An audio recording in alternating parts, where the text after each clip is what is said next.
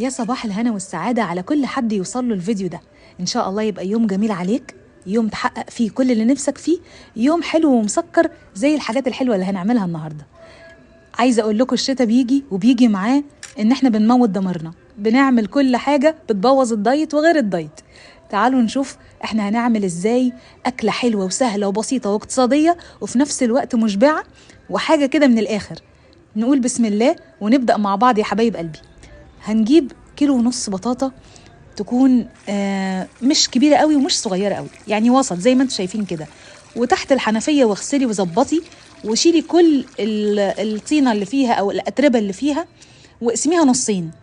أول نص هنغسله ونحطه على شبكة الفرن الصغير بتاعك أو التوستر أو أي حاجة، بحيث إن احنا نسويها ونشويها بطريقة معينة.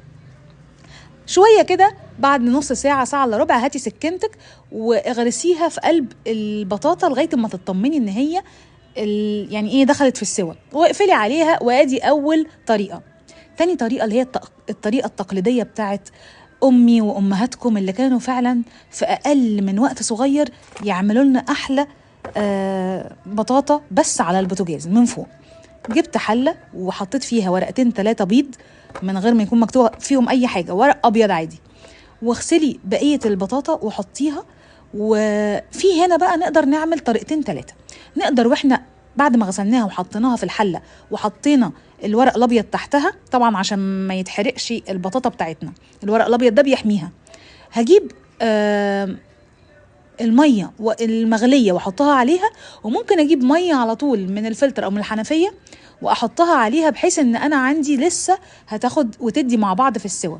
فاحنا في اول الطريقة، في اول الشغل بتاعها، هنحط لها كوباية مية من الحنفية عادي، ونوطي عليها ونبتدي ان احنا نعدي عليها كل شوية كده، كل 10 دقايق نطمن استوت ولا لأ بالشوكة كده أو بالسكينة. لقينا تمام والدنيا بقت تمام، يبقى احنا كده البطاطا بتاعتنا بقت جميلة. ممكن وانتي بتسويها هنا انتي شايفين طبعا البقبقة وشايفين العسل اللي نازل من البطاطا عامل ازاي.